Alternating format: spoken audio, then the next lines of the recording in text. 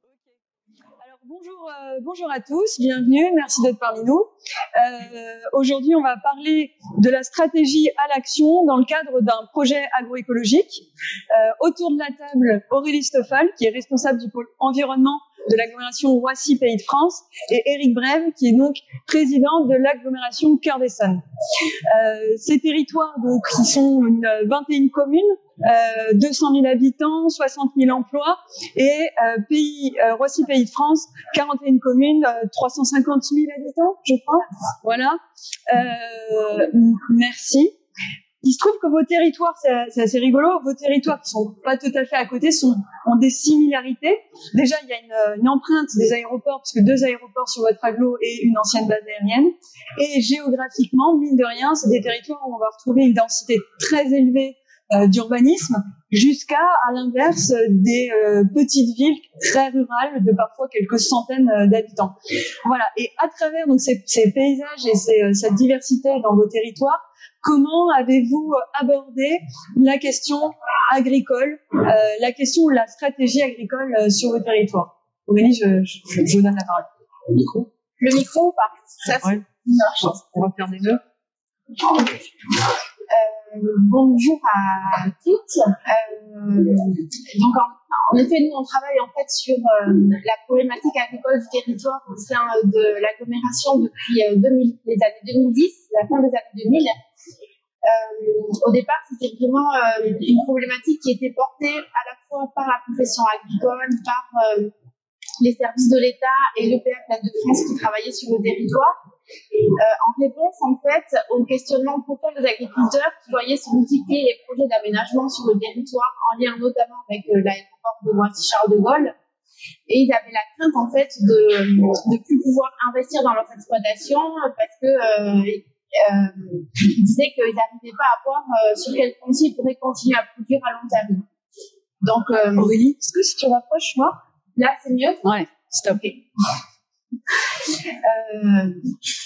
Donc, dans les années 2010, on a commencé à travailler la question de la sécurisation du foncier agricole avec la profession agricole. On a signé en 2016 une charte agricole sur le territoire du Grand Roissy avec plusieurs dizaines de partenaires.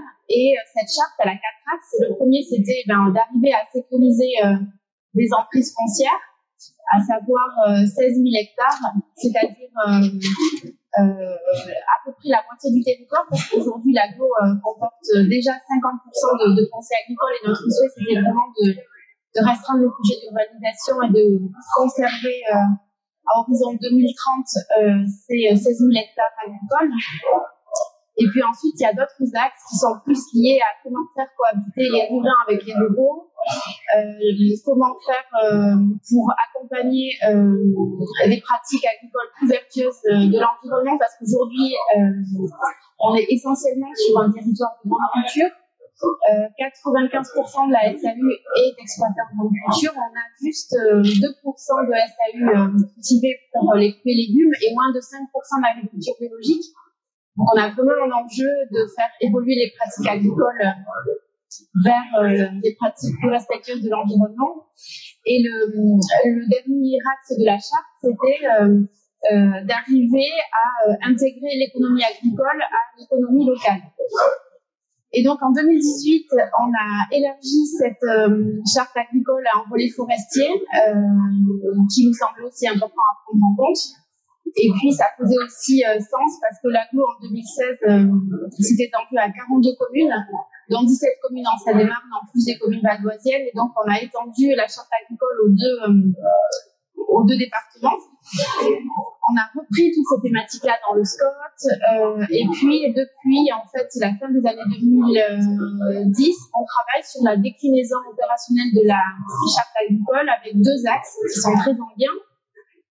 La diversification des filières et puis tout ce qui est en lien avec l'alimentation du territoire, puisqu'on s'est en parallèle engagé dans un projet alimentaire du territoire avec des axes forts, notamment la diversification agricole, mais aussi la restauration collective et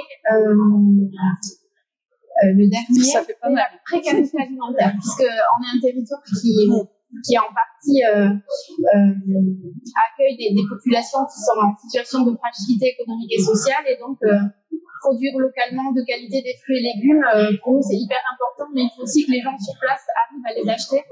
Donc on souhaitait vraiment intégrer cette problématique de précarité alimentaire dans le PAT. Et la dernière donne qu'on a intégrée dans notre projet agricole de territoire, c'est le projet Agrovaline, qui est un projet en fait autour de l'implantation de la plateforme Nord de Rungis notamment sur le triangle de Gonesse, de voir comment on peut, à partir de cet outil-là de distribution, venir faire un levier sur l'économie agricole pour renforcer la production en fruits et légumes. Et on travaille aussi sur le développement d'une filière de blé ancien et de qualité, et on souhaiterait aussi travailler sur une filière légumineuse. Voilà un peu les axes sur lesquels on travaille en ce moment. J'espère que je n'ai pas été trop longue, Marie. Au pire, je battrai des bras. Ok. Donc merci pour toute cette diversité d'axes et de leviers. Éric Bref, je vous passe la parole sur la réflexion et la stratégie que vous avez eue sur votre territoire de Cœur-des-Essonnes Agglomération. Oui, alors la stratégie, alors c'est un peu plus récent chez nous, puisque en fait nous sommes, enfin Cœur-des-Essonnes, c'est deux anciennes agglomérations, une très urbaine au nord qui s'appelle Val d'Orge à l'époque, environ 100 000 habitants, et une autre beaucoup plus rurale avec des terres agricoles et des bois qui est l'Exarpe-Pajonais. Et quand il y a la fusion de ces deux agglomérations qui font aujourd'hui Cœur-des-Essonnes de 100 000 habitants, il y a immédiatement une problématique qui est soulevée par les élus de l'agglomération, c'est ce territoire qui est un territoire entre ville et campagne. C'est d'ailleurs notre slogan au moment où on fusionne. Il y a une histoire, une tradition agricole extrêmement forte, notamment une tradition maraîchère, puisque sur ce territoire, il y avait ce qu'on appelait le train de l'Arpajonais qui emmenait les légumes produits sur place et qui les emmenait aux halles de Paris à l'époque. Et ça, c'est quelque chose qui a disparu. Et il y a une vraie prise de conscience des élus de cette agglomération qui existe depuis 2016 sur quel est le devenir de ces terres agricoles et comment est-ce que ces élus se saisissent de cette question. Il y a eu un travail d'élaboration du projet de territoire qui a été voté en 2018 extrêmement fort avec deux ou trois grands axes. Le premier, ça a été la santé, qui malheureusement nous occupe tous les élus, quel que soit le territoire dans lequel on est élu. Et l'autre, c'était les questions agricoles, les questions de circuit court, les questions de développement durable, les questions d'énergie décarbonée dans un territoire qui a à la fois une histoire et une vraie potentialité. Pour ce faire, nous, alors, on a mis plusieurs briques les unes derrière les autres. D'abord, on a voté un SCOT très très tôt dans cette agglomération en fin 2018, et un SCOT qui dit clairement qu'il y a sanctuarisation d'un certain nombre d'éléments agricoles, de terres agricoles dans notre territoire qui doivent être préservés, gardés, mais pas seulement comme un musée historique, hein, ils doivent être préservés pour justement relancer les questions de l'agriculture sur notre territoire. Parallèlement à ça, l'État lance un appel à projet national, le TIA, un territoire d'innovation de grande ambition, dans lequel, je le rappelle, au départ, il n'y a pas du tout les questions de l'agriculture. Nous, à Cœur-des-Essonnes, on fait une très très fort d'ailleurs avec le groupe SES pour que la question agricole soit intégrée dans les TIA, et on remporte un TIA autour de l'agriculture bio, les circuits courts, et aussi avec des objectifs qui sont assez précis. C'est un objectif qui est assez simple mais complexe à atteindre. 50% de la restauration scolaire du territoire doit être issue des produits qui viennent du territoire. Et ça, c'est notre axe. Alors, aujourd'hui, on travaille à quelque chose d'un peu plus emblématique, d'un peu plus conséquent. D'abord, on travaille sur une question, c'est comment est-ce qu'aujourd'hui on assure le fait d'avoir des paysans, des agriculteurs sur notre territoire. Comment on fait aujourd'hui pour passer cette barre qui est complexe, avec beaucoup d'agriculteurs qui partent à la retraite. Comment on fait pour que ces de nouveaux agriculteurs soient sur notre territoire, produisent des matières agricoles, soit des légumes, soit de la céréale, et comment est-ce qu'on fait pour assurer cette transition avec un objectif qui est assez simple. Le premier, c'est d'avoir des agriculteurs. Le deuxième, c'est qu'ils soient justement rémunérés. Et puis le troisième, qui à mon sens est aussi particulièrement important, c'est une agriculture durable et comment on change le modèle agricole qui est qui est celui issu de l'après-guerre. Donc on a un certain nombre d'éléments. La ferme de l'Envol est un des premiers éléments, hein, qu'on a travaillé avec Ferme d'Avenir sur une production qui impacte le moins possible l'environnement qu'on a, mais aussi on a les mêmes préoccupations que nos collègues sur la question sociétale du prix des matières qu'on va vendre et comment on fait pour que le bio, par exemple, soit accessible à tous.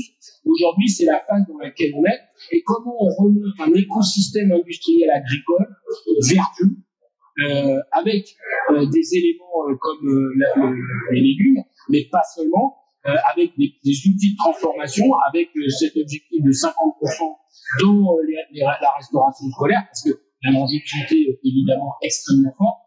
Et donc, on porte aujourd'hui à Cœur des Sols un projet global autour de l'agriculture, d'un modèle innovant qui finalement ressemble d'ailleurs assez près à ce qu'on faisait dans les années 60-70 dans nos jardins et autres. Mais nous, on le passe sur un volet beaucoup plus important à l'aune de nos 200 000 habitants.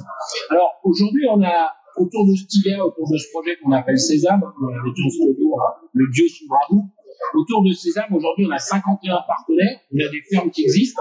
Donc, on a la ferme de l'Envol qui est sur 50 hectares et qui va arriver sur 10 hectares. On a une ambition, c'est de recréer 100 fermes sur notre territoire. On en a 4 qui vont sortir cette année.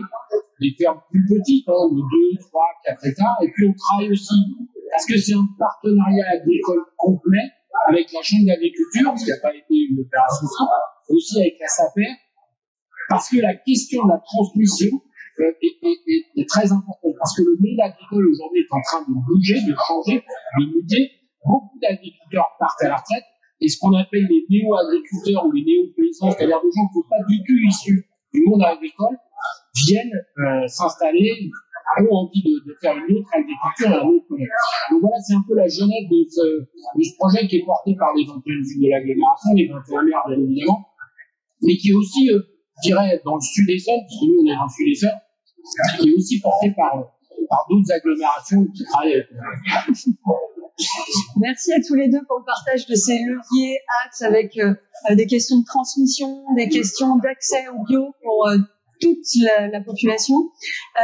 Si on parle du coup du passage de ces stratégies à leur mise en place, mise en œuvre concrète, si vous deviez parler d'un projet et de comment il s'est lancé, où il en est, duquel vous parleriez et comment il s'est fait, comment on est passé du papier au champ. Voilà. Merci Marie. Moi, je peux vous parler du projet de la ferme de la butte au verger à Lourdes. En fait, c'est un projet qui voit le jour, qui est en train de voir le jour sur initialement des espaces de nature qui sont situés à l'intérieur d'une zone d'activité économique qui a été aménagée dans le cadre du ZAC par Paris Aménagement.